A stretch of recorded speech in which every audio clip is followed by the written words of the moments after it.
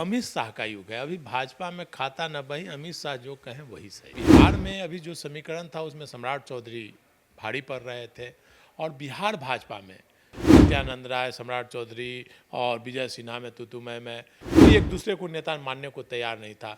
सब लोग अपने आप को बड़ा नेता मानते थे। विजय सिन्हा की भी मजबूरी है, वो नेता नहीं मानेंगे तो किनारे हो जाएंगे। यहाँ सम्राट चौधरी आरएसएस और भाजपा के किसी भी नेता से ज़्यादा कट्टर भाजपाई अब हो गए हैं हाल के दिनों में। बिहार की राजनीति, बिहार की सियासत में सम्राट चौधरी का युग आ चुका है। यानी सम्राट चौधरी बिहार के मुख्यमंत्री बन चुके हैं। लगातार कई दलों का भ्रमण करने के बाद बिहार बीजेपी में सम्राट चौधरी का कद बढ़ा। डिप्टी सीएम, प्रदेश अध्यक्ष, अब बिहार के मुख्यमंत्री।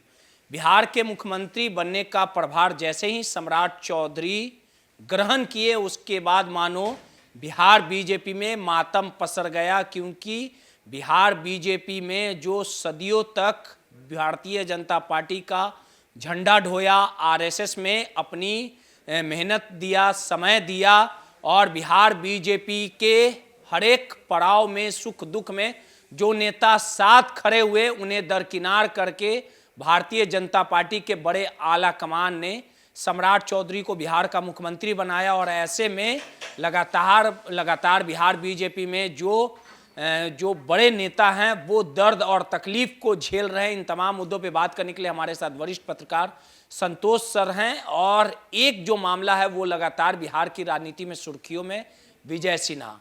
लगातार बिहार के मुख्यमंत्री रहे नीतीश कुमार के कार्यकाल में बीजेपी के दो चेहरे डिप्टी सीएम के तौर पे थे, विजय सिन्हा, सम्राट चौधरी। लेकिन सम्राट चौधरी का कद हमेशा बड़ा दिखाया गया, बड़ा बनाया गया।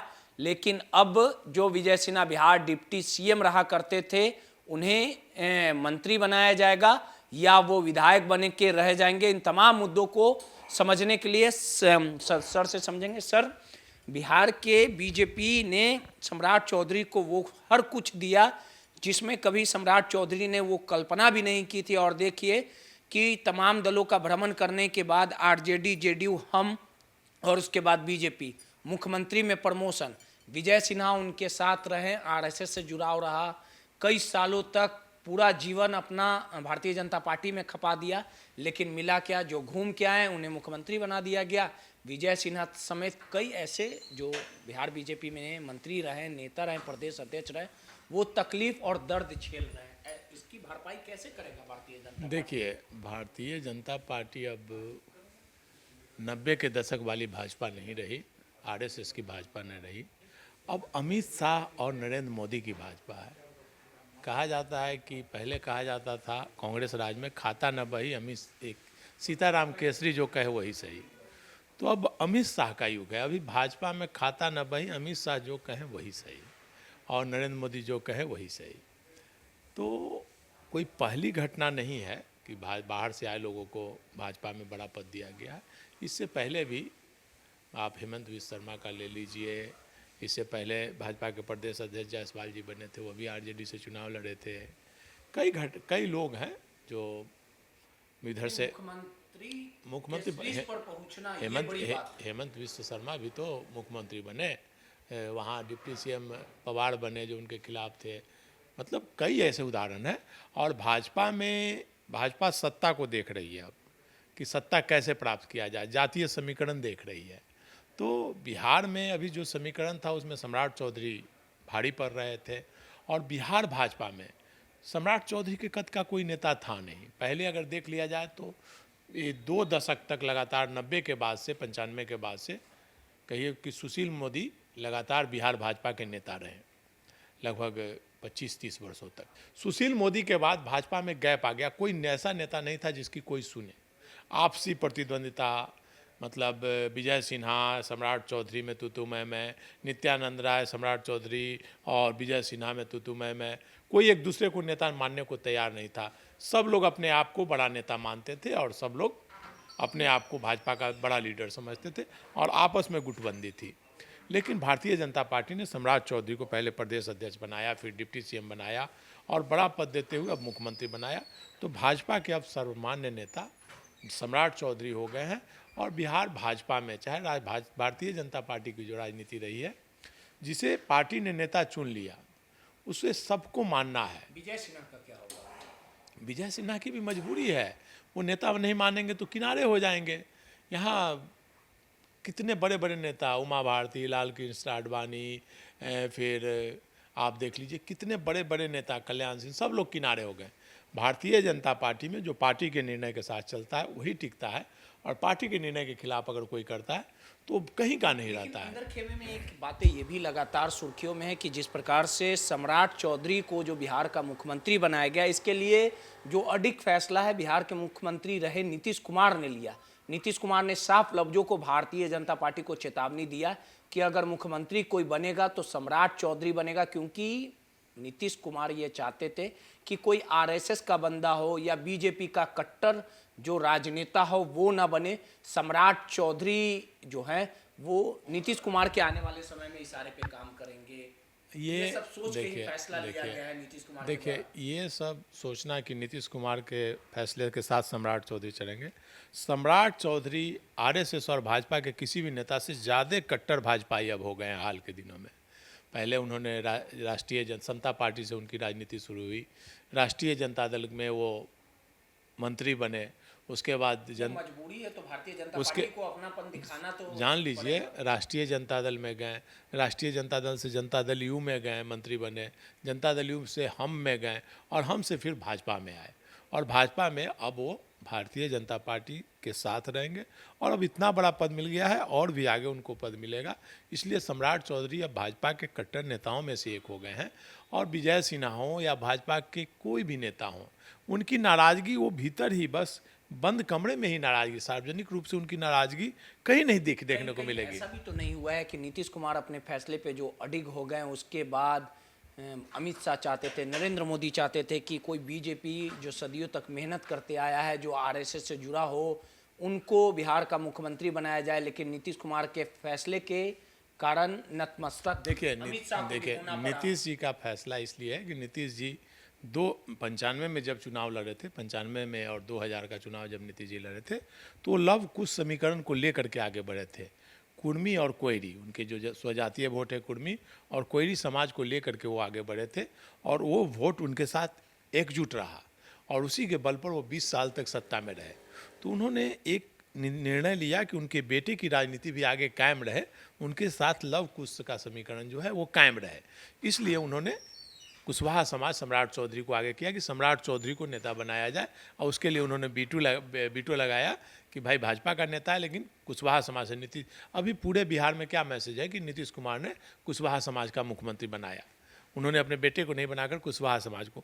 तो कुशवाहा समाज का सॉफ्ट कॉर्नर अभी भी नीतीश कुमार के बेटे के साथ है, और उनके साथ इंटैक्ट रहेगा नीतीश कुमार के साथ। सम्राट चौधरी के देखिए निश्चित, देखिए लगता है कि वो और किसी को मुख्यमंत्री बनाना देखिए चाहते थे, 100% का सवाल है। देखिए अमित शाह जब चाह लेंगे, जिसको चाहेंगे, अभी अमित शाह देखा जाए तो सबसे पावरफुल नेता है देश की राजनीति में, चाणक्य उनको कहा जाता है। अमित शाह हो और नरेंद्र मोदी के बाद सबसे बड़े नेता हैं, और उनके साथ वो किसी के दबाव में राजनीति नहीं करते। की मजबूरी रही, लेकिन आजादी के बाद पहली बार मुख्यमंत्री पद मिल रहा है तो क्यों ना स्वीकार किया जाए। अभी भारतीय जनता पार्टी भी सारे समीकरण देखते हुए राजनीति करती है। अभी उत्तर प्रदेश में चुनाव है, उत्तर में कुशवाहा समाज का बहुत ज़्यादा वोट है, तो उस वोट बैंक को लेते हुए नीतीश कुमार का प्रस्ताव उन्हें अच्छा लगा, इसलिए उन्होंने सम्राट चौधरी को मुख्यमंत्री बनाया। निशांत क्यों नहीं बने डिप्टी? निशांत चूंकि निशांत का कहना था कि भाई, अभी जो मेरी जानकारी है, हो सकता है गलत भी हो सकती है, निशांत जी का कहना था कि भाई बनेंगे मंत्री, अभी क्या बनना है, अभी बन जाएंगे तो लोग यही आरोप लगाएगा जिस तरह से उपेंद्र कुशवाहा के बारे में कहा जाता है कि कुछ नहीं था, एक बार मंत्री बना दिए, न एमएलसी भी है, हम तो अभी एमएलसी भी नहीं बनेंगे, एमएलसी बन जाएंगे फिर उसके बाद मंत्री बनेंगे, और निशांत जी आने वाले समय में निश्चित तौर पर मंत्री बनेंगे। वक्त है, इंतजार कीजिए। उन्होंने केवल नीतीश कुमार के ग्राफ को बचाने के लिए, नीतीश कुमार की बदनामी ना हो, जो परिवारवाद का से काम लिया है वही निशांत उसी सूझबूझ की राजनीति के तहत उन्होंने मंत्री पद अस्वीकार किया, और आने वाले समय में वो मंत्री पद भी बनेंगे, जिस प्रकार से रामनाथ ठाकुर, कर्पूरी ठाकुर के बाद मंत्री बने और लगातार अभी हैं, मध्य केंद्र में भी मंत्री हैं। तो उसी प्रकार से लगता है कि बहुत दूर की सोचते हैं निशांत, अगर ये नहीं, फैसला लिया तो बहुत दूर की देखिए नीतीश कुमार भी दूर की सोचते हैं, तभी तो 20 वर्षों तक बिहार में मुख्यमंत्री के पद पर रहे और उन्हीं के पुत्र हैं। बचपन से ही राजनीति उन्होंने घर में सीखी है। तो निशांत जी का निर्णय भी बेहतर निर्णय है, अभी नहीं आना, लेकिन बहुत जल्द वो भी राजनीति में आएंगे। तुरंत बन जाता। निश्चित तौर पर कोई भी रहता तो तुरंत बनता, लेकिन निशांत ने दूर की राजनीति की है और काफ़ी पार्टी के लोगों ने उन्हें समझाया, लेकिन उन्होंने यही रखा कि नहीं, समय आएगा तो बनेंगे, अभी संगठन का कार्य आखिरी देखेंगे। सवाल है, भले ही नीतीश कुमार के सामने जो अमित शाह हो या कोई भी बीजेपी का नेता हो अपने अडिग फैसले के सामने नतमस्तक हो गया हो, लेकिन बिहार बीजेपी में दो धड़ों में बंट गया है। बिहार बीजेपी के जो नेता हैं गुस्से में है, दूसरी तरफ सम्राट चौधरी, इसका खामियाजा भुगतना पड़ेगा।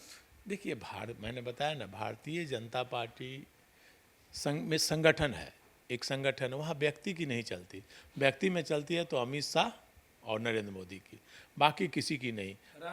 पार्टी का देखिए, पार्टी के साथ कोई रहेगा तभी वो आगे बढ़ेगा। पार्टी निर्णय से हट के अगर कोई जाएगा तो कहीं का नहीं रहेगा। कई बड़े बड़े नेता, जब लाल कृष्ण आडवाणी किनारे हो गए, उमा भारती किनारे हो गए, आर.के. सिंह भी बोले हैं कि बिहार के सीएम ऐसा आदमी को बना दिया गया है जो तो आर.के. सिंह तो पार्टी से ऐसे ही बाहर हैं। लगातार इस तरह का। वो देखिए, जो लोग पार्टी, भारतीय जनता पार्टी की आप राजनीति समझ लीजिए। आपको ये तो पता ही होगा कि सम्राट चौधरी का जो ट्रैक रिकॉर्ड रहा है, 7वीं फेल बताया जा रहा है, 7 हत्या के आरोप भी लगे थे, जेल भी जाना पड़ा था उनको। देखिए ये सब आरोप उनके लिए कितना मुसीबत आने वाला समय में। देखिए आरोप प्रत्यारोप लगते रहते हैं। आरोप जब राजनीति में है तो आप पर कई तरह के आरोप लगेंगे। सुने थे ना आप? देखिए घटना घटी, आरोप लगी, लेकिन अभी फिलहाल तो उन पर तो मुकदमा नहीं है। जो भी हत्या का मामला है, आरोप लगे थे और वो तो उस पर अभी फेल का आरोप लग रहा है। देखिए अब 7वीं फेल तो प्रधानमंत्री के बारे में भी कहा जाता है कि भाई कोई सर्टिफिकेट आज तक प्राइम मिनिस्टर का भी नहीं है। तो राजनीति में हमारे संविधान में एजुकेशन को बैकग्राउंड नहीं रखा गया है। कोई क्राइटेरिया नहीं है कि आप मैट्रिक पास हैं तभी प्रधानमंत्री बन सकते हैं और कोई मुख्यमंत्री बन सकते हैं। अगर वैसा क्राइटेरिया रहता तो राबड़ी देवी मुख्यमंत्री कैसे बनती? नहीं बन पाती। नरेंद्र मोदी प्राइम मिनिस्टर बने, अभी तक उनके सर्टिफिकेट को लेकर विवाद है कि वो किस सब्जेक्ट में ग्रेजुएट किए हैं, कहाँ से पढ़ाई किए हैं, कोई विवाद का विषय है। उसी प्रकार हमारे मुख्यमंत्री को लेकर के भी तरह तरह के विवाद हैं। अब उस पर चर्चाएं होते रहेगी और चर्चाएं चलती रही है हमेशा, लेकिन फिलहाल कोई भी मामला वैसा हत्या का हो या कोई मामला सम्राट चौधरी पे तो है नहीं। आरोप तो लगता रहता है। चलिए, सीधे तौर पे जो सम्राट चौधरी उनके ट्रैक रिकॉर्ड को लेकर हमेशा सवाल उठाया जा रहा है, लेकिन सम्राट चौधरी अब बिहार के मुख्यमंत्री बन गए हैं। देखना दिलचस्प होगा कि बिहार में सुशासन का राज होता है और कितना अपराधी जेल से लेके जहन्नुम तक पहुंचते हैं। जो दावा सम्राट चौधरी का था, ये देखना दिलचस्प होगा। सहयोगी राहुल के साथ रोहित, माई पीडीए समाचार।